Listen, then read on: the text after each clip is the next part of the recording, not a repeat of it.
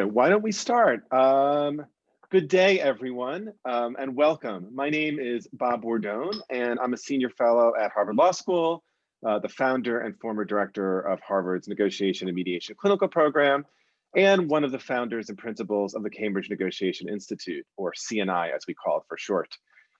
We are really delighted you're here today. And just want to share a word about CNI. This is a relatively new initiative beginning its second year, with the purpose of offering valuable courses, currently in webinar form, but hopefully very soon in real life, related to negotiation, conflict resilience, leadership, and difficult conversations. But we also really want to build a community of practitioners, scholars, and teachers who are interested in advancing and building the field of negotiation, leadership, and conflict resilience. And so part of what we really want to do is gather people together from around the world who actually want to make a real difference in the world. And to this end, one of the things that we do is to offer panels and discussion groups that are free of charge, where we convene some leading experts who can share their insights and their experience and their research with us that we think would actually help create that community and advance our field. We'll say more about some of our upcoming programs at the end of this. Our next roundtable will be on March 2nd, and I'll say something about that shortly. But our topic today is really inspired by the historic events in Washington, D.C. yesterday that saw the swearing in of the first woman vice president of the United States and the first woman of color vice president of the United States, Kamala Harris. And wherever you sit on the political spectrum, it's hard to dispute the fact that the election and the swearing in of a woman vice president is a reason for enormous celebration, marking progress for women around the world and for the American people in a particular way. And so here at CNI, we wanted to celebrate in the way we would know how, which is by bringing together a panel of distinguished women, all of whom have established themselves as adroit and successful negotiators in their chosen profession.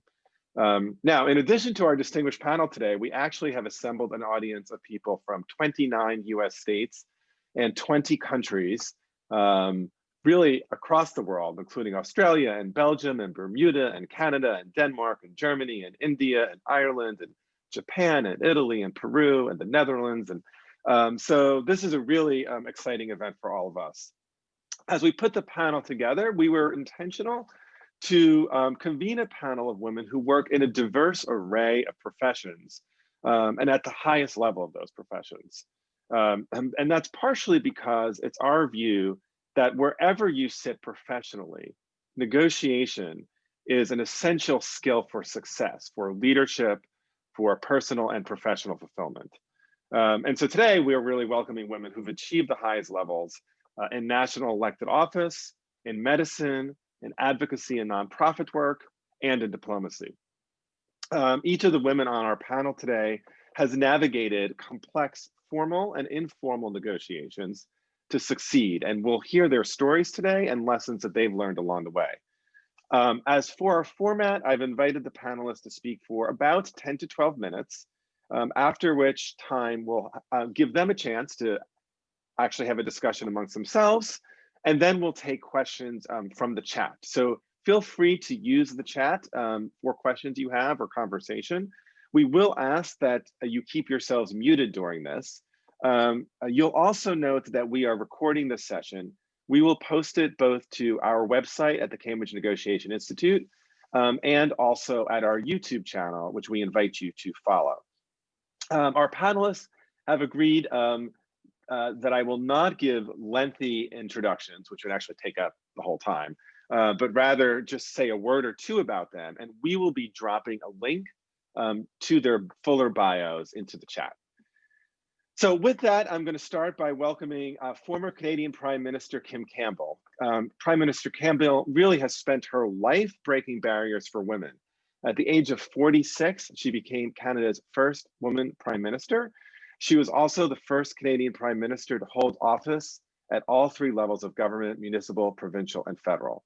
Her entire career has been devoted to public service, both within Canada and internationally. So it is a great honor to welcome Prime Minister Campbell. Thank you very much. And I'm delighted to be on this distinguished panel and to try and share some insights that maybe will be helpful for people thinking about negotiation. I mean, I've got 10 minutes and I think of a long life of things that I'd like to discuss. So did you lose me? No, okay. So I wanted to focus on two things. We okay? Oh, sorry, because I just saw that my frame had disappeared. That's fine.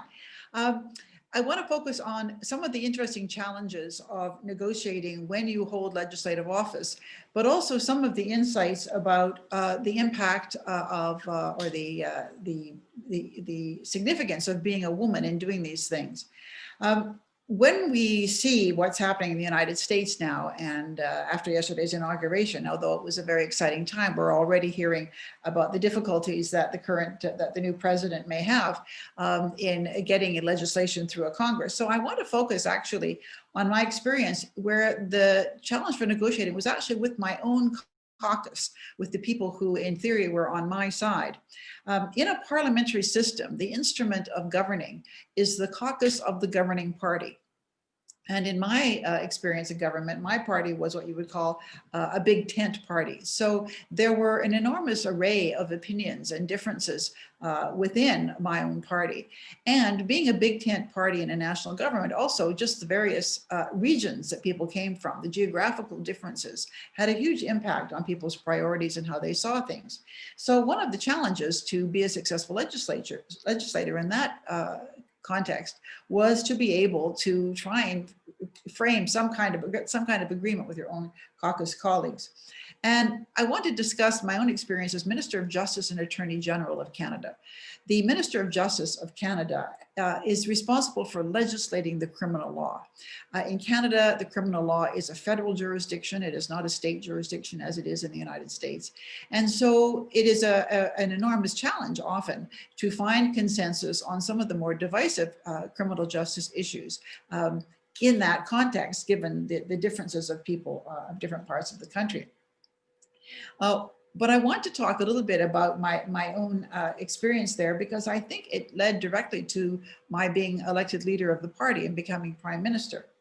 As Minister of Justice, I was responsible, as I say, for legislating the criminal law. And there were many difficult issues, but three that were very difficult that I had to deal were abortion, gun control, and gay rights. You know, easy, non-divisive issues in which my own caucus colleagues, you know, were all over the map.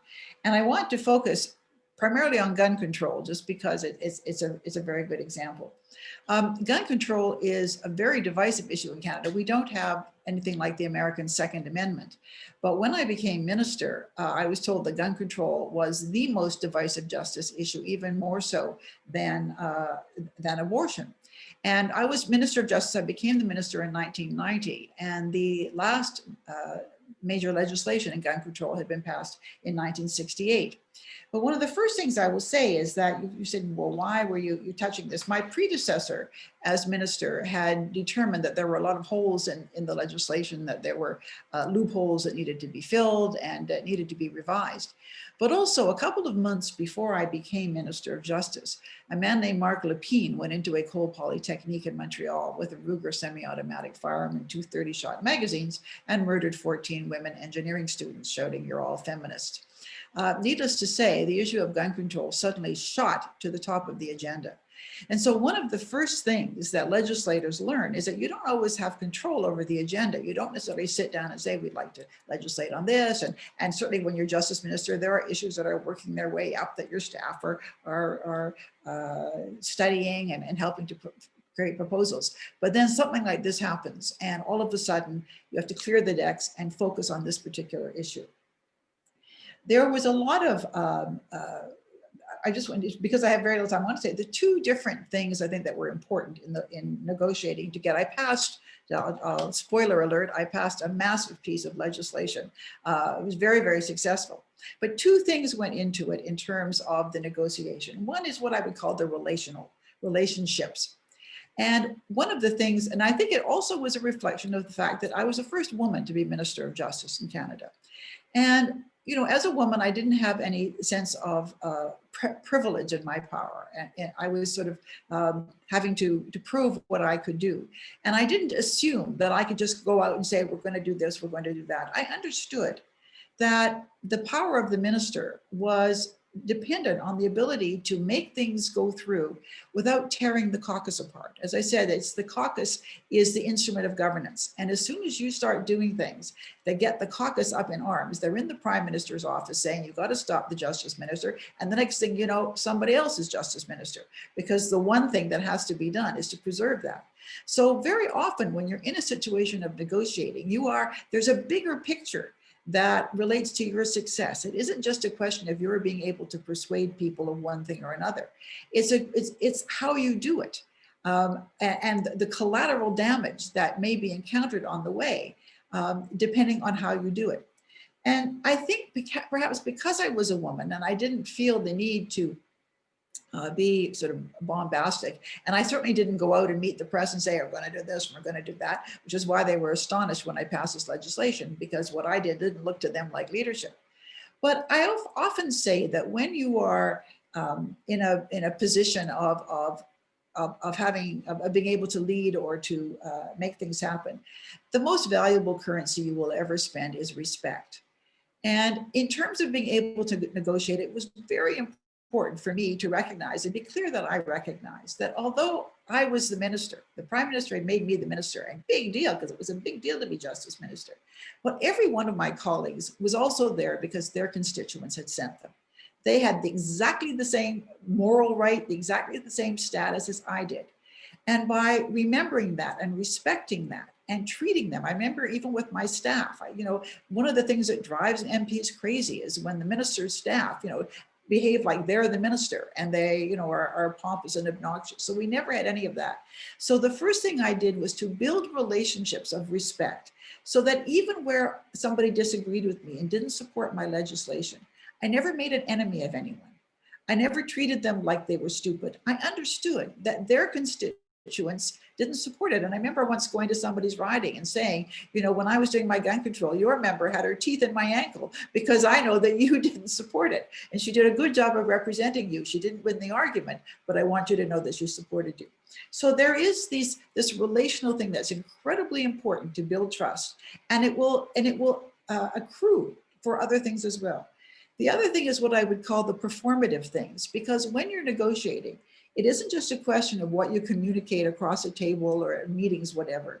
It's also the broader setting that helps make it possible for people to support you. So, for example, when I had drafted my bill, before when I took it into Parliament, I didn't want to go immediately to second reading debate. I didn't want to get people talking about the philosophy of the bill until they'd had a chance to take it home and discuss it with their constituents. But in Parliament, I wasn't allowed to make a bill public before it was tabled. That was a breach of parliamentary protocol.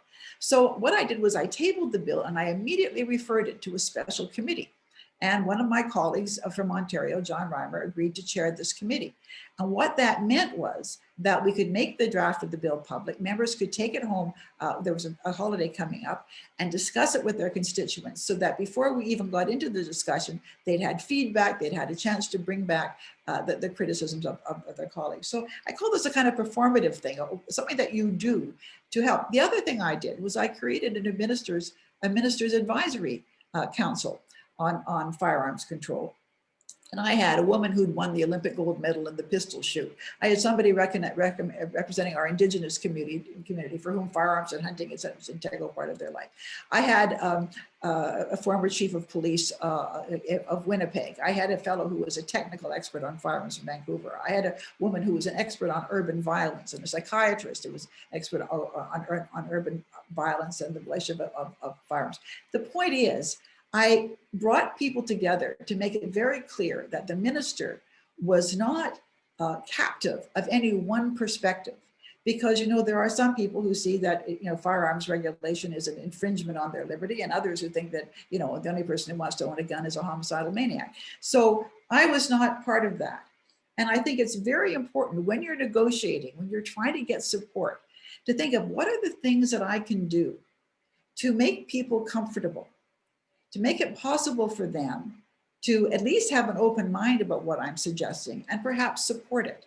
And I call these performative things. What are some of the advisory committees or behaviors that you can put in place? And very often, of course, processes of consultation, et cetera, are part of that.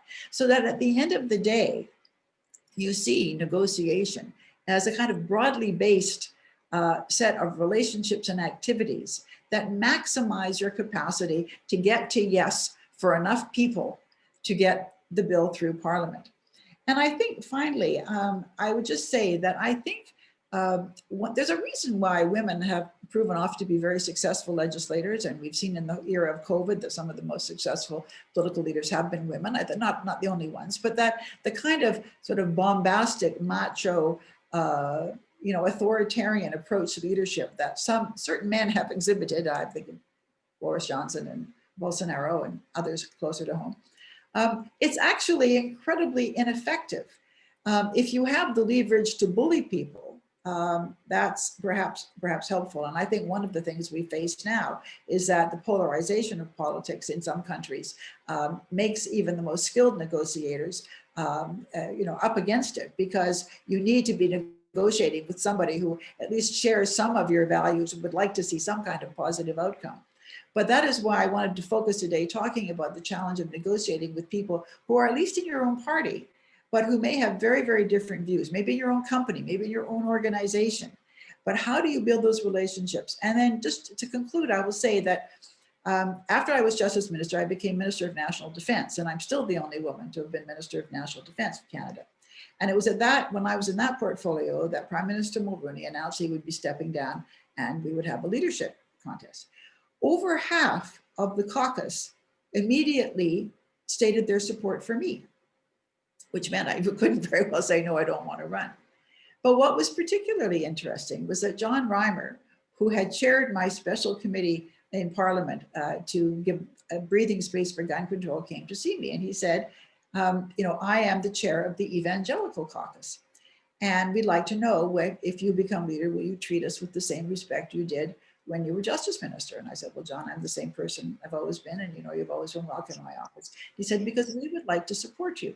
Now here, wasn't this interesting? I'm a pro-choice, pro-gay rights, urban, kind of red Tory from Vancouver Centre. And here was a group of my party and my caucus who often didn't agree with me, but they wanted to support me as leader because they trusted me. So what I'm saying is that when you are negotiating, when you have a job that requires you to navigate those divisions and try and find consensus to be able to move forward, understand that everything accrues, that as you build those relationships of trust, somebody may not agree with you, but if you have made it clear that they continue to be a respected and often loved colleague. I mean, I had people who said, I'm supporting Kim because she's tough, but she's fair.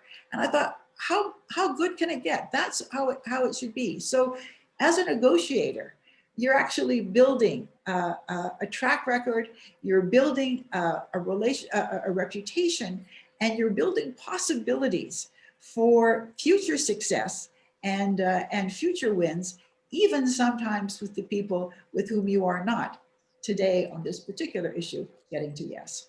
Thank you. Thank you so much, Prime Minister Campbell. I very much hope that our new Vice President was listening to you, as well as our President. Maybe this is a little too political, but I wish our last president would also have listened to you. Just really wise words. One of the things I always tell students is, you don't need to be wholly trusting, but you need to be wholly trustworthy.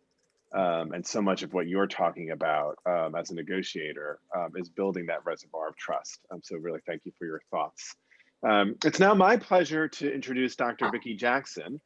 Dr. Jackson is a great friend of mine who is also the chief of the Division of Palliative and Geriatric Medicine at Massachusetts General Hospital here in Boston. She's the co-director of Harvard Medical School Center for Palliative Care, and she's on the faculty at Harvard Medical School. So it's a great honor and privilege to welcome you here, Dr. Jackson. Thank you, Bob. It's a pleasure to be here and an honor to be here with in the company of my co-panelists. I am going to, this may be a little bit, my comments may be a little different than other panelists, partially because I think the areas that I come to when I think about leadership and negotiation and how I show up in the world are not sort of, I would say, in traditional negotiation terms. So I'm a palliative care doctor, and maybe it would be helpful for me to just say for a second what that is. So my job is to care for people who have serious illness and to help them live as well as they can. That may be for months, that may be for years. But with that means that there are many difficult conversations that happen with patients and families and colleagues. And so when I think about negotiation for myself, I think about how it shows up for me in many areas of my life. One is as a physician. It's not uncommon that when I'm working with a patient with serious illness, I'm trying to help them think about what treatments might be helpful to them and what might not be. And that requires a connection. And as Prime Minister Campbell says, a real connection and building relationship and respect so they can trust that what recommendation I make is really in keeping with what's most, my understanding of what's most important to them. I think I also show up in terms of thinking about negotiation and leadership in my academic administrative role. So when I'm working with faculty, for example, to recruit them into a position and working with them on a job offer to support them at an early stage in their career, I'm needing to help them be able to be the best person they can be, and also make sure that I'm doing this in some way where there's equity. So at the end of the day, I don't have a division that's filled with people that all have different ways in which they've been able to negotiate a package. And then finally, I think there's another role for me, which is as mom. And I don't know if anybody else as a parent thinks about this, but I have to say, like, during a pandemic, negotiating with a teenager about whether she can see her boyfriend is no small feat. Okay, so like there are lots of different ways where these issues sort of come up. And I would say for me, what's clear for me is that whether I'm coming forward in any of those roles is for me to be clear about what my core values are as a leader and showing up with those in every space. And, you know, what I think I've come to realize is to say that if I'm able to try to be as true to my core values as possible, all of these little mini and major negotiations go much more easily. Not to say we don't still have doozies, because there are doozies out there, but the only thing I can control is sort of what I am bringing into that experience. So when I was reflecting for our time together today on my core values, I think one first piece is really this concept of servant leadership. And that for me, remembering it's not about me. It's actually about making the world a better place in whatever way that is, whether it's helping to ease suffering in my role as a clinician, helping my faculty be their best selves and succeed as best they can, helping my kids become the best humans they can be in the world. That is an important why for me that helps ground me as I show up in these different negotiations. I'd say another set of core values are really, and I heard Prime Minister Campbell mention some of these as well, the sense of showing up with integrity and respect and curiosity, compassion, and good humor feels to me like really core things that I try to remember. And I feel like the more I can keep those clear, the more grounded I am in being able to approach difficult conversations and sort of be in a resilient space. For me, the compassion piece, I realized I really learned from my father. He used to always say to me, Vicki, just assume everybody's best intentions. Nobody comes to work thinking, I want to do a terrible job, or I want to make everybody's life just a nightmare today. They come to work trying to do the best that they can often. And so he would say, make a differential, in my head, it's a differential diagnosis of why is this behavior happening, and use curiosity to understand what that is. And he would say, 1 through 9 may be things like their mom is sick, or they're getting a COVID test today, or something else is going on. Number 10 is that he was a colorful man from Tennessee. Number 10 is that they're a horse's patoot. But you've got to go through all the rest of those to understand and to be in relationship and to use respect and curiosity to be able to really understand where that other person is coming from. And that is that piece that feels important. There's this quote that I love that I'm not sure, I've seen it attributed to to several different people, so I'm not sure of its origin, but it is, "Be kind, for everyone you meet is fighting a hard battle." And I tried to remember that, because however they're showing up to me that day may not be the core essence of who they are, but that's who they are in that moment. And I need to be able to think about, how do I work with that? I would say one thing that I spend a lot of time helping faculty, early career faculty, think about is this: compassion and equanimity doesn't mean that I'm going to get walked all over, right? It's actually not what that means. It means that if I have been in this curious stance with people, and I realize that we've come to a place that's actually quite difficult, that I need to come to that with some strength, because I need to be able to have a really clear, direct conversation about what's happening. And someone who has really guided me in some of this is, there's this really wonderful Buddhist monk named Roshi Joan Halifax. And she talks about going into the world with a soft front and a strong back. And for me, what that means is my curiosity, my compassion, believing that whoever's in front of me is doing the best that they can, is that soft front. And if I need to have a firm backbone, that I can have a firm backbone when I need to do that with whatever that conversation may be. And I was thinking about examples of this, and there was a faculty person from another part of the hospital, this was many, many years ago, who repeatedly kept doing things that felt like he was grabbing all of the prestige, all of the recognition for a variety of different things. And I had done my 1 through 9 compassionate connection kind of thing. And I came to, he really just wanted to get the A and be the top. Like, that's just really what it was.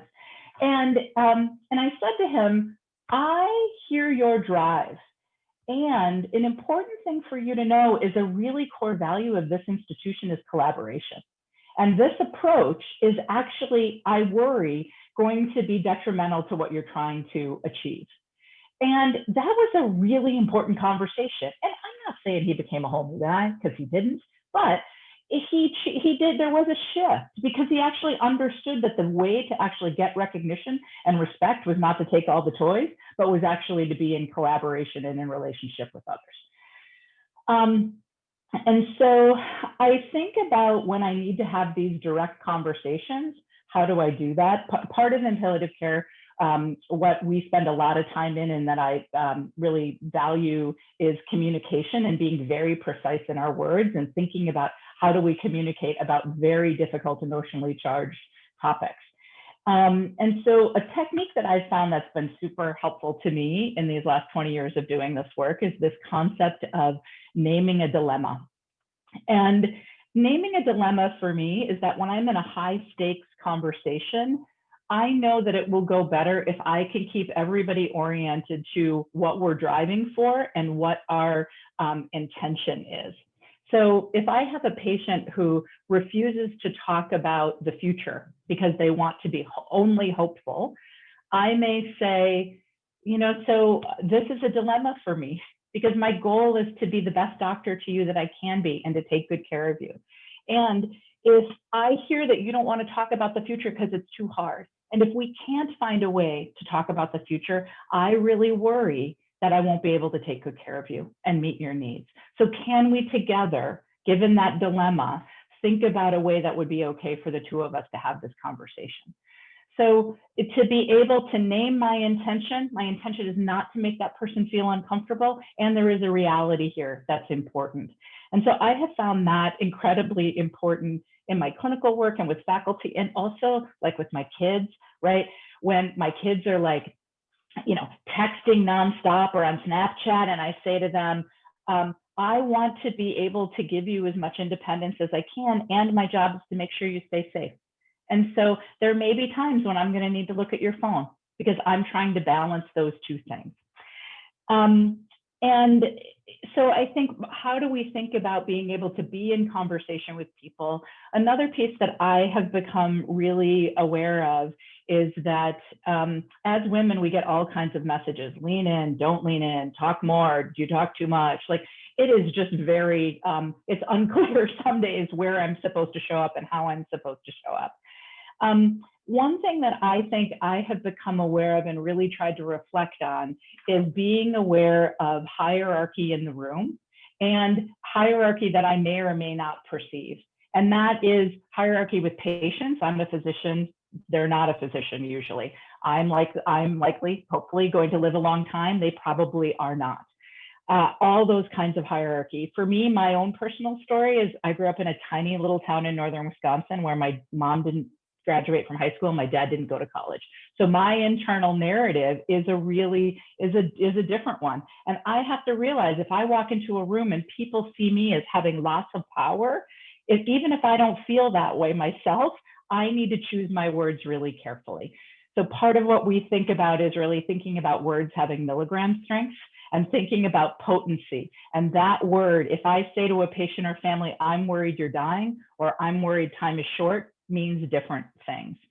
And so I guess just in summary, thinking about, for me, it's important wherever I show up is to be building a culture where we can have these kind of honest, direct conversations, where I can be in relationship with my colleagues, where they can help me be better, and I can say I messed up, and they feel comfortable doing that too. And I feel like when I'm able to be in relationship, and as Prime Minister Campbell mentioned, showing respect and integrity, a lot of these negotiations go much better, but it's predicated on that really important relational connection and showing up in a genuine, connected way.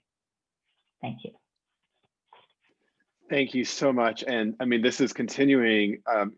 So far, I feel like Prime Minister Campbell and you, Dr. Jackson, are just literally encapsulating a 110-hour negotiation course into, so far about 20 minutes, right? But the importance of knowing your values, the importance of transparency, the importance of not assuming intentionality. And I think this last piece you really shared, which is really self-awareness about how you show up in the room, about your own story and how that's playing into the room, are so critically central to effective negotiation. Also, just really, again, thank you for being here, especially given all the burdens that you and your colleagues are facing right now because of COVID. So we're now going to turn to Zoe Siegel Reichlen. She is a dear friend of mine who's currently the General Counsel of Everytown for Gun Safety, which is the largest gun violence prevention organization in the United States. She also spent a decade in the General Counsel's office at Planned Parenthood for America. And eons and eons ago, I was very, very lucky to call her one of my very best and most devoted and skilled students who really didn't need a negotiation class. So Zoe, I'll turn it over to you. Zoe, you're muted still though. Thank you, Bob. I've done that twice to you today. Thanks, Bob and Krista, for organizing this, and to all the other panelists. I just can't tell you what an honor it is to share the screen with this group. It's just a thrill to be here, particularly this week. It's sort of the cherry on top of what it's been in a really inspiring week. What struck me as I started to prepare for today is just how unusual my career path has been with respect to this particular topic, which is how to succeed in negotiation, specifically as a woman. As Bob just mentioned, I spent almost a decade at the National Office of Planned Parenthood. And it may not surprise you to know that that place is run by a lot of women.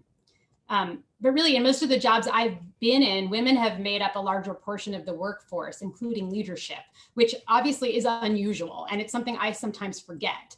I also forget sometimes that how consequently, while I very much identify as a woman, and I also very much identify as a negotiator, I'm often less aware of my status as a woman in negotiation because I lack some of that contrast.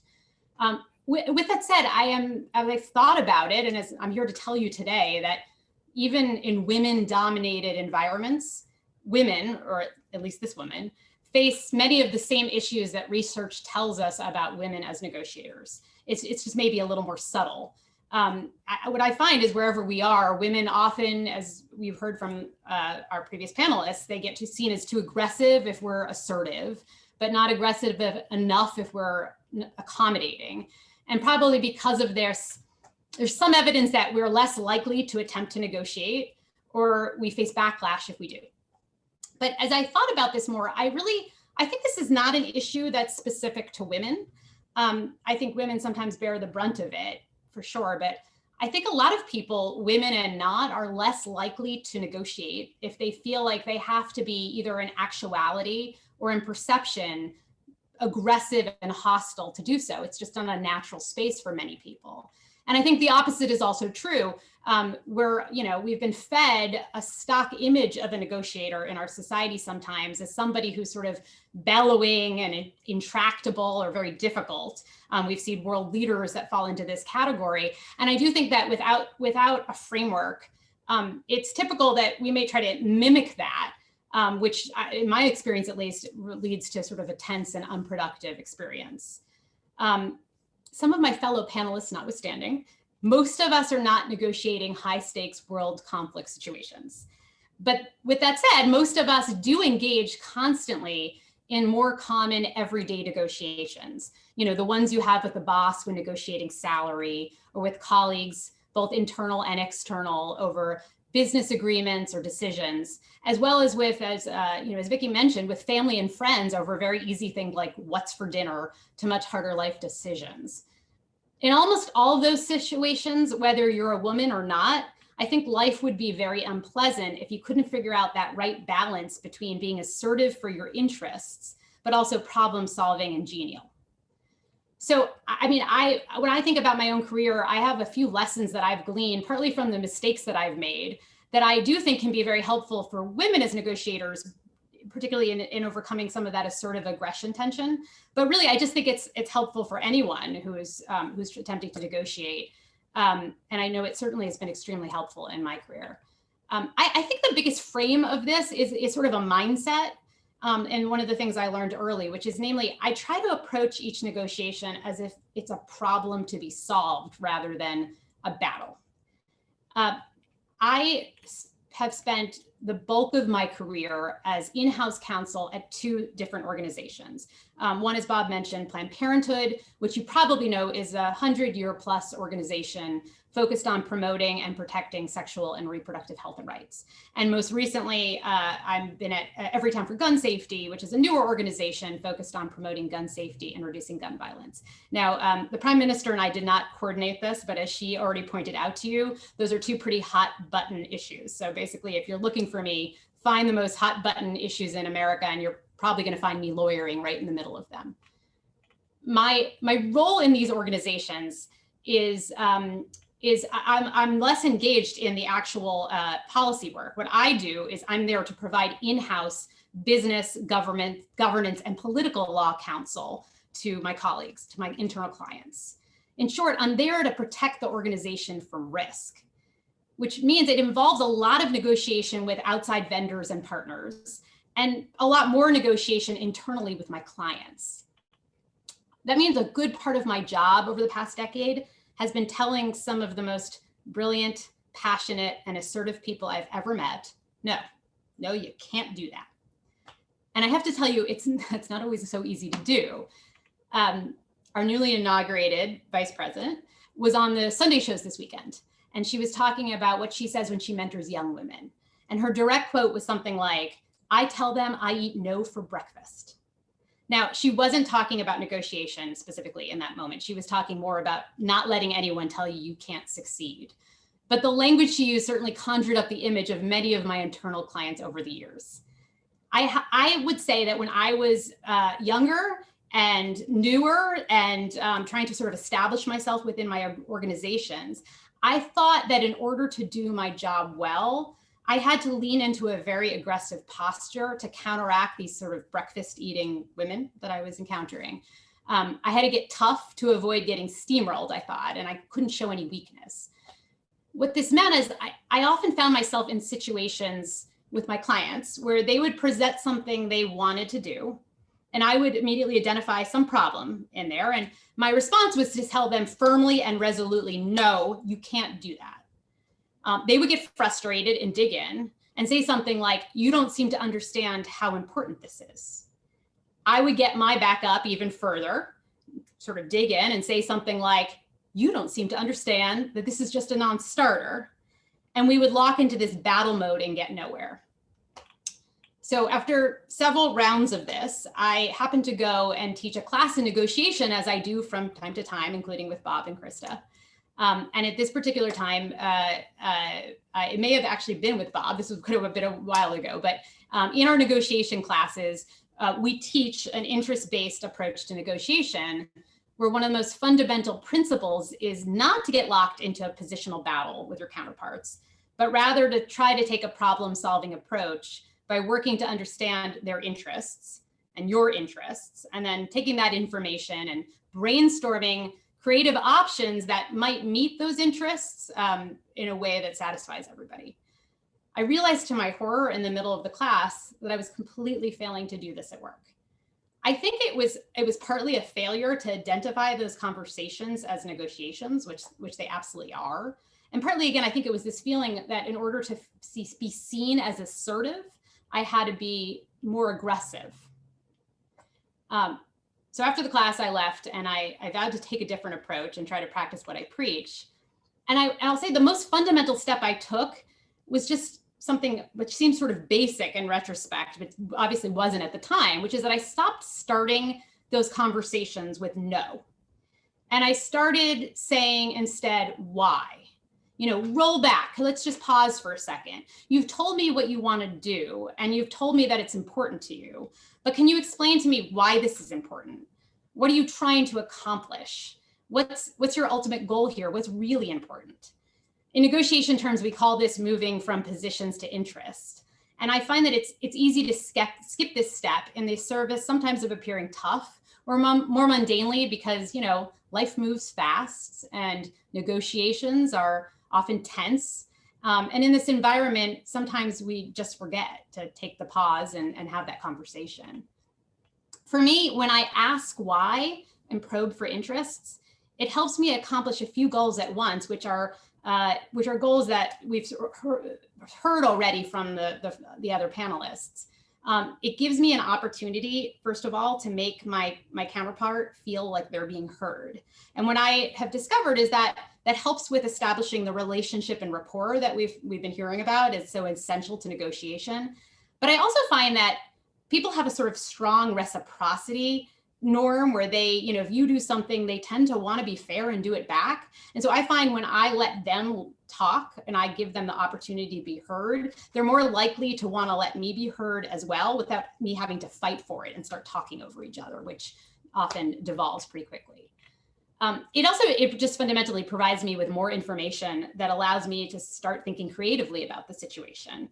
And usually when I do that, I'm able to find options and solutions that meet my interest in reducing risk while still helping them achieve their goals, which ultimately are my goals as well. It's the mission of the organization, even if we're not going to do it exactly the way they thought they would when they came in my door. It also ultimately, it helps me reorient us from aggressors to joint problem solvers, which also improves our relationship. And, you know, again, in most of these relationships, they're not one-off negotiations. And so the more we do this, the more it builds on itself and it creates more productive negotiations down the line.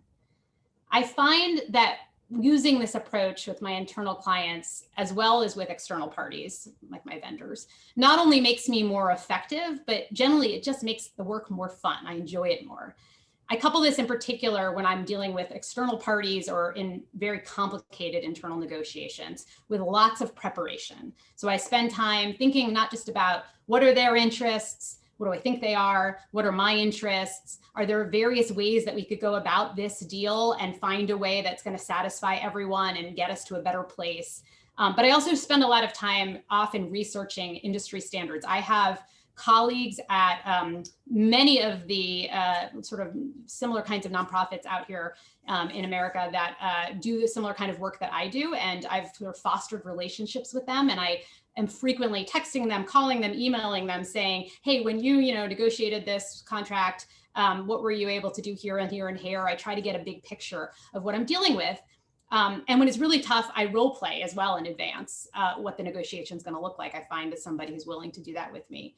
I find this kind of preparation gives me the courage to make the hard ask, but the grace to do it in a way that I believe appears very reasonable and measured. I will say that ultimately, I was able to get a reputation within my organization for being a person you go to in order to solve a problem rather than someone you try to avoid, which often happens with general counsel's office, where some people see us as the office of no, and they try to get around us. And that's not the reputation I have in my organizations. I will tell you, one of my proudest moments in my career was when a particularly breakfast eating client that I had, very, very aggressive, who I had been at loggerheads with for quite some time, started to come to me and start conversations with me like this. I should say, look, I want to do this thing, but first let me tell you why. So if I have to sum it up, I think I would say that I start out assuming that there's a solution that will be win-win, that my internal clients will achieve their goals and the organization will be protected, that my vendor and I will find the reasonable and fair way to share risk, that my family and I will be able to find, the common denominator on what everyone wants for dinner, or if we can't, we'll find a solution that feels fair. And I have to tell you, most of the time, believing that there's a good result, combined with sufficient preparation and focus on interests and options when it's necessary, usually yields those results. So thank you again for having me here today, and I'm very looking forward to hearing next from our next panelist. Zoe, thank you so much for that. Just again, listening, right? I mean, there's so many lessons in there, but just to take three, right? The important role of preparation, right? The important role, these are like 3 Ps, right? The important role of having a problem-solving mindset as you head into this, and the important role of really perspective taking, right? So thinking about their interests and where they're at, it's all super important. So thank you so much. So our last panelist, by no means our least panelist, is Rose Gottmler. Rose is currently a distinguished lecturer at Stanford University, but she has served as the Deputy Secretary General of NATO and also as the United States Assistant Secretary of State for Arms Control, where she was the chief US negotiator for the new START treaty with the Russian Federation. In fact, she has a book coming out on her negotiations with the Russians on behalf of the United States that chronicles her accomplishments there, and that I'm sure she's going to share some of what is in that book, as well as some other lessons that she's learned from a career of negotiating at the highest diplomatic levels. Rose, thanks so much for being here. Thank you, Bob. It's a real pleasure to be here, and what a delight to hear my fellow panelists. Wow. I don't have to say much more because the kind of rules of the game that you've laid out this morning actually are the same for negotiating a nuclear arms control treaty. People sometimes act as if a nuclear arms control treaty is in some higher space, but I always say it's not rocket science. It's like negotiating with your toddlers or your teenagers. It's the same set of principles, and all of them have been laid out so well today. Both Vicki and Zoe referred to the point that you negotiate every day in your families or with your coworkers or with whomever. And I think that if we're good at it, if we take the lessons that have been discussed today to heart for pragmatic problem solving and trying to look for ways to have a win-win situation, then it applies in any case. Now, of course, the Russians are some tough customers, and also, my colleagues in the U.S. interagency were some tough customers as well in the Obama administration. And what I thought I'd do with my remarks today is give a few examples to illustrate some of the points that have been made already this morning. And I really appreciate the wisdom that's been on display so far. By the way, before I go a minute further, I just wanted to say that the announcement has just come out from the Biden administration that they have extended or have decided to work with the Russians to extend the New START treaty for 5 years, which I think is very good news. It gives us until 2026 to negotiate the next treaty, and I think it also gives us a good and predictable environment in the nuclear realm overall. So that's a great early foreign policy step from perspective for the Biden team. So I'm going to start with what Kim Campbell had to say when she said, "What I did didn't look to them like leadership." Oh, yes. Now, the Russians are famously misogynistic, and I will come back to them in a minute. But to illustrate Prime Minister Campbell's point, I wanted to tell you about the troubles I had within my own delegation. They were not used to a chief nuclear negotiator who was so kind of easygoing at the negotiating table, was quiet, kept talking, kept making her points in a very smooth and even-tempered way, listening to the Russians, trying to figure out what was on their mind, what they needed in this negotiation. They weren't used to that, and they got increasingly frustrated. So I was hearing in staff meetings in Geneva, day after day, "You need to show some backbone." Sound familiar, Vicki? "You need to show some temper." So I said, okay, I just decided in my own mind, I gave nobody any warning, but I said, I'm going to engage in a little street theater tomorrow with the Russians. So we came into a morning plenary meeting, everybody on both sides of the table, 150 people in the room. And the Russians brought up a normal point for them, which was to say they wanted missile defense put into this treaty, the New START treaty, which is about strategic offensive armaments, not about missile defense. So they were trying to push two issues together. So I lost my temper in a very histrionic way. I brought my hand down hard on the table and I shouted at the top of my lungs, "President Obama and President Medvedev," remember President Medvedev, "they agreed this treaty was going to be about strategic offensive forces. Missile defense does not belong in this treaty." And my Russian counterpart was quite surprised and kind of backed down, and we went on with the plenary meeting. But the most important thing was that when we got back to the US mission and met together in the delegation meeting room, my delegation were jubilant. "Oh, she can show some backbone." And they told me that I turned bright red in the bargain. So the street theater was really, really effective. So I wanted to both, foot stomp the point that was made by Prime Minister Campbell. What I was doing didn't look like negotiation to them, but also Vicki's point about when you need to show some backbone, yes, you have to show some backbone. And, all of us know that. Again, like Zoe said, or I guess it was Vicki, in negotiating with your teenagers, that it's time to turn off the tablet or get off the phone. You know exactly what I'm talking about. Sometimes you have to be tough in every negotiating circumstance. Now, let me come around to the misogynistic aspect of things, which is also very, very true of the Russians. In fact, I had some very difficult early weeks with my counterpart because I think he was getting a lot of pressure, including some public media attention, that he was up against a woman in these negotiations, and that this was never done before, and was he going to be able to beat this woman? By the way, if you haven't seen it recently, just this week I saw the film, the old film. It's a Tracy Hepburn film, Adam's Rib, all about this question. So if you haven't looked at it a while, Adam's Rib from 1949 is well worth a look. Well, anyway, you can imagine these were some of the same emotions Spencer Tracy was having were shared by my negotiating counterpart. But the important thing was, we worked through it, and we worked through it over a long period of time, developing, I think, a good mutual respect over time. But I also wanted to mention a point that hasn't come up yet this morning, and that is the value of humor, and sometimes even a little bit of gentle teasing when there's tension in the room or when there's tension in a negotiating relationship. I think it also is good to bear in mind it's a kind of instinct for when you can lower the temperature and develop some mutual understanding just with a little bit of gentle teasing, or, as I said, humor. In this case, the example I'll give is my counterpart.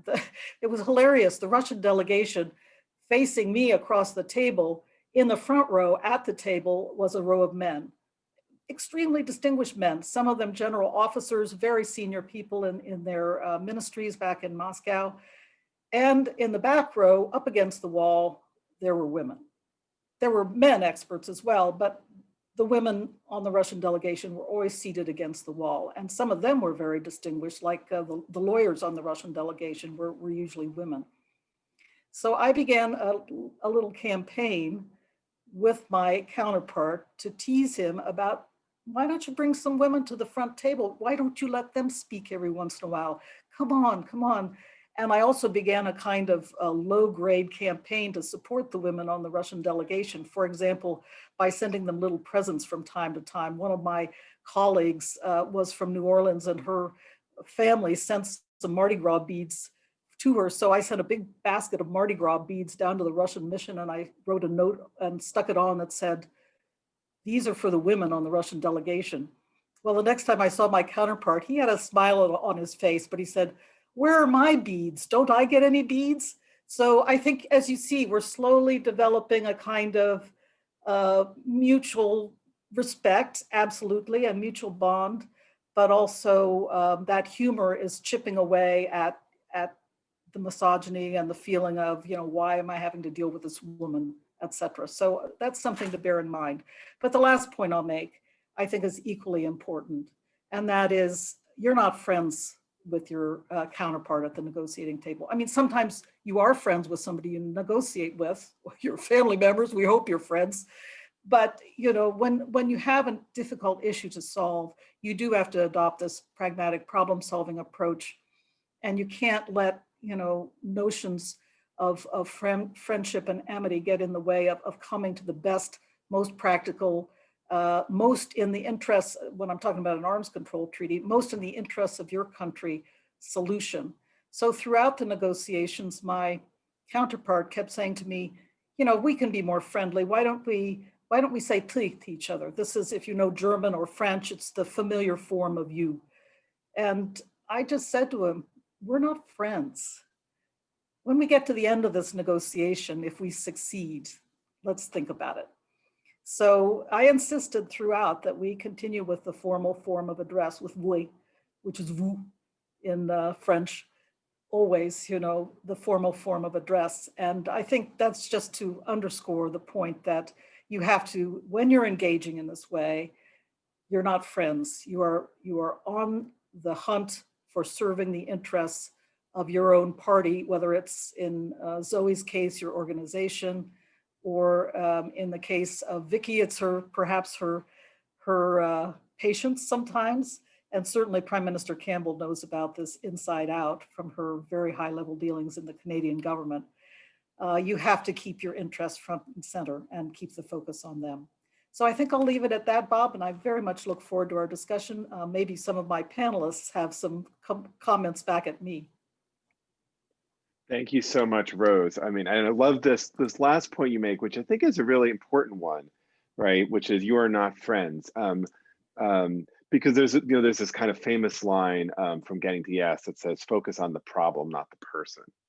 And that goes both ways, right? Sometimes I think that original line was meant when we're finding the person to be a problem, and to take a step back and focus not on their problematic behavior, but on the issues we're dealing with. But I think your point is well taken, that there are times when we may actually feel close, or that we are some way friendly with this person.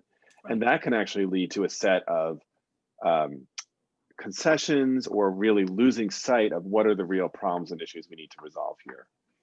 Right, Bob, if I could just have one more word. Yeah, absolutely. I completely forgot to ask Krista to put up the cover of my new book. Krista, if you could share that screen, I'd appreciate it, because I wanted to say the book will be out in the spring. Whoops, that looks like a camping Krista, site. we're seeing, I think, a really nice camping site right now.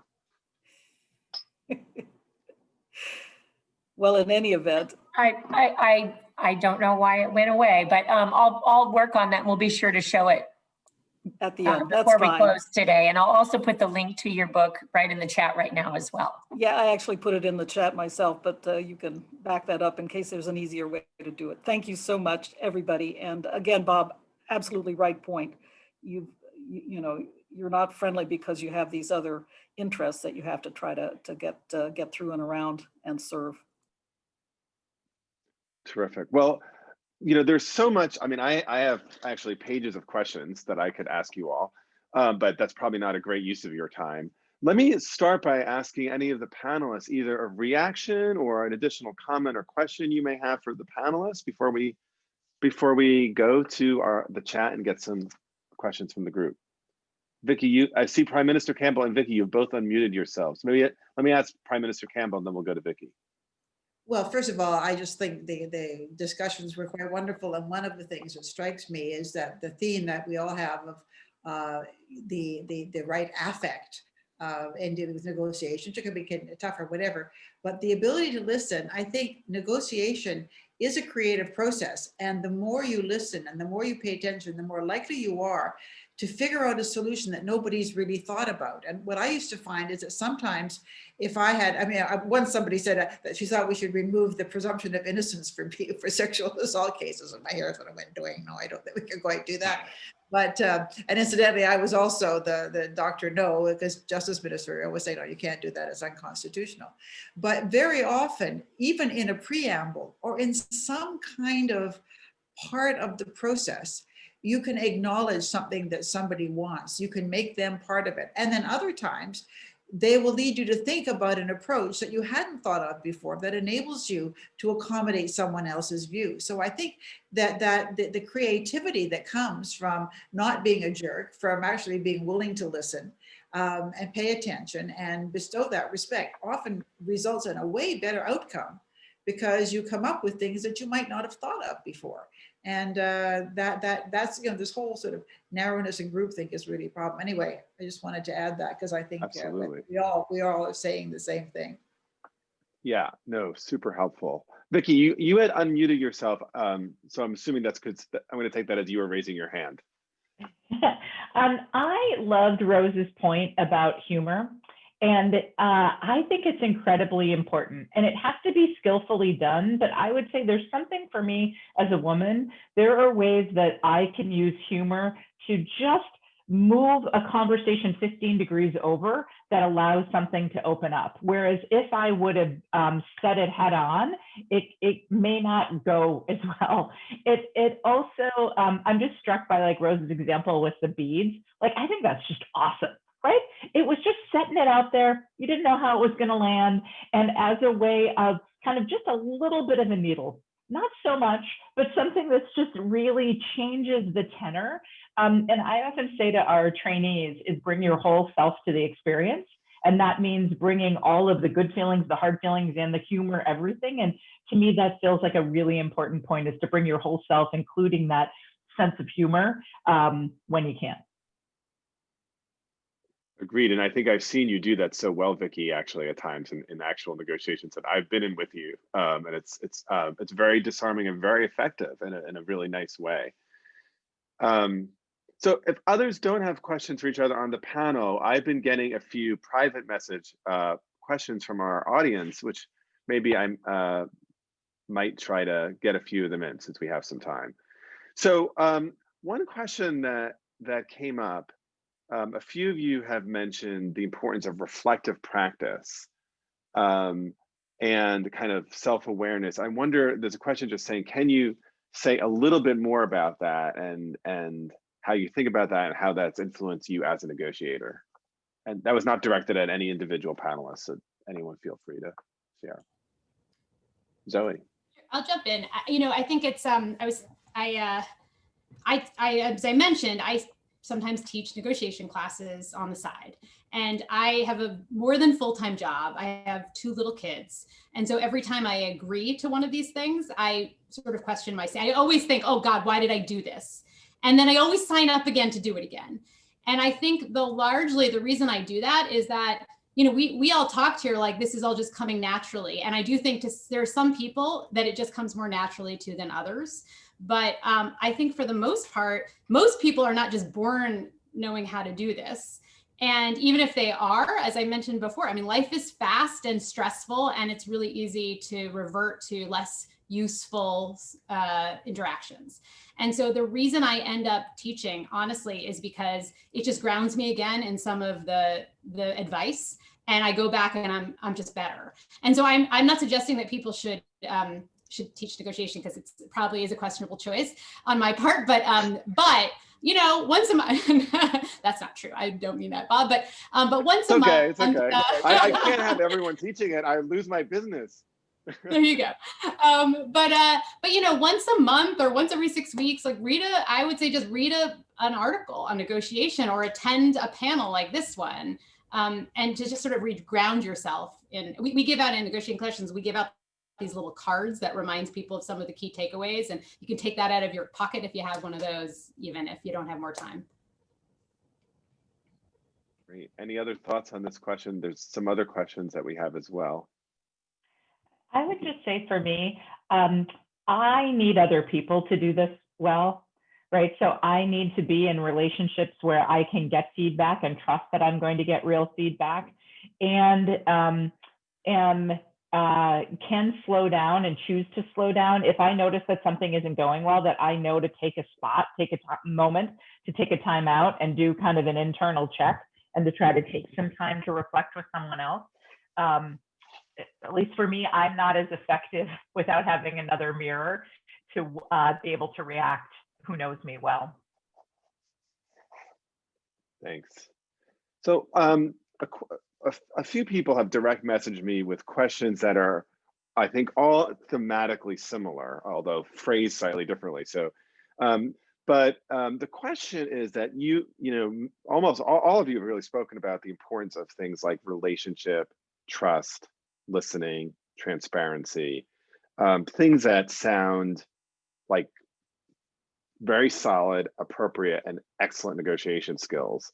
What's coming across in a few of the questions is a concern that when women do these in the room, the word that is coming up is they are taken as feminized responses and that are disregarded or minimized because we need to get to the substance, or you need to be tough. And I wonder, either from your own experience, how you thought about this, or what your reactions are. And I know that I probably have done injustice to the 4 or 5 questions that I've smashed into one. But any thoughts on that from anyone here?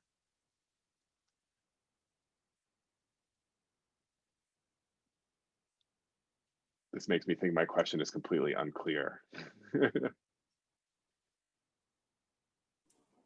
Well, that it gets to the story I was telling about, and Yeah. Prime Minister Campbell's remark at the outset, what I did didn't look to them like leadership.